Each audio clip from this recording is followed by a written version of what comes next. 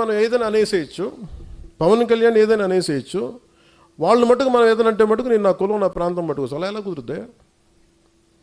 అన్నీ మీ కన్వీనియన్స్కే, అన్నీ మీ కన్వీనియన్స్కే. మేమేంటి చేతులు కట్టుకొని కూర్చున్నాం, మేము అందరం మీ ఇష్టాన్ని కూర్చొని మాట్లాడితే మా కోపాలు రావా? మాట్లాడతాం. అందరికి ఎన్నిసార్లు భయపడిపోతాం అనుకుంటున్నారా? ప్రతిదానికి, ప్రతి ఆర్గ్యుమెంట్కి.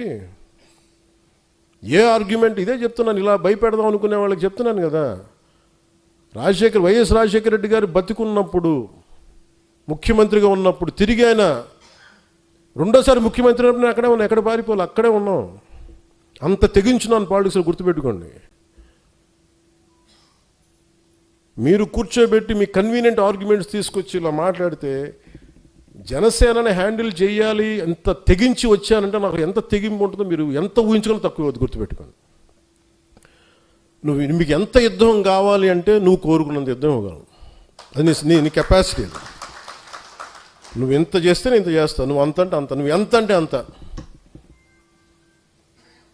కాకపోతే నేనంటే నేను చాలా విఘ్నత ఉన్నవాడిని, విచక్షణ ఉన్నవాడిని కాబట్టి నేను పరిధిలో మాట్లాడతాను. స్థాయి దాటాను అనుకోండి, నాకు ప్రాణాల పెద్ద లెక్కేం లేదు. నాకు పిల్లలు ఉన్నారు, కుటుంబం ఉంది, అన్నీ వదిలేసుకొని రాగలను. నువ్వు రాగలవా? నేను రాగలను.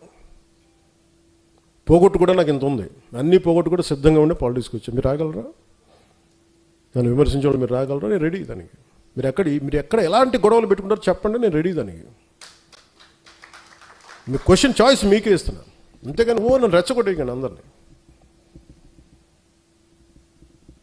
ఇదే రాజమండ్రిలో నా కన్వీనియంట్ ఆర్గ్యుమెంట్ కదా.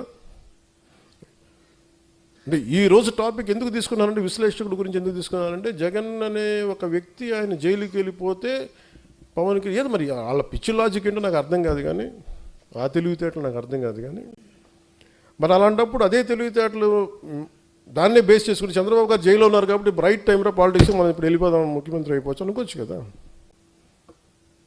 అది కూడా పాసిబిలిటీ ఉంది కదా.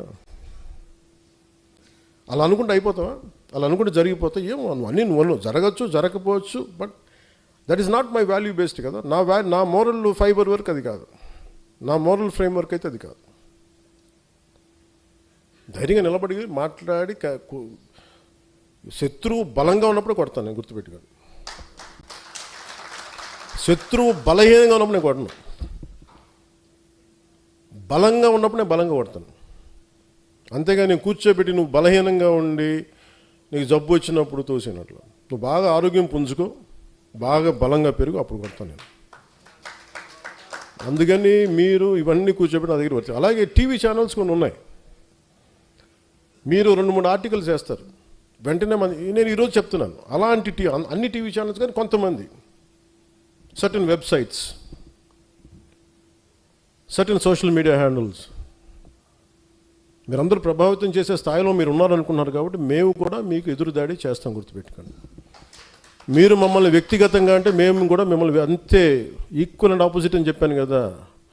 నువ్వు నన్నంటే నేను కూడా నిన్ను అంతే అంట, నువ్వేమంటావు నేను అదే అంట. చాయిస్ నీకు ఇస్తున్నా.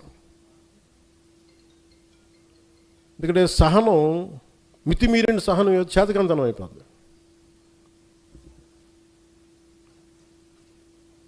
ఒక మహర్షి ఒక ఆయన